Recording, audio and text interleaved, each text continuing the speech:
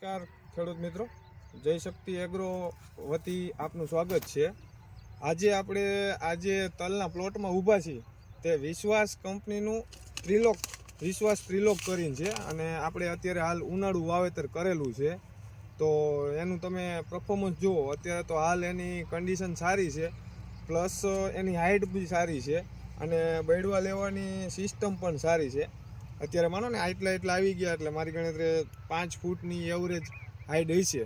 આ વિશ્વાસ એગ્રી સીડ્સના વિશ્વાસ ત્રિલોક તલ છે અને ઉનાળુ વાવેતર કરેલ છે। સાહેબને આપણે કહીશું કે આખો પ્લોટ દેખાડે એટલે જેથી કરીને તમને ખબર પડે।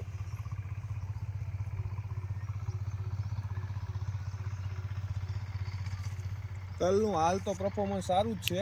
હવે આગળ જોવાનું કે ઉત્પાદન કેવું આવે છે।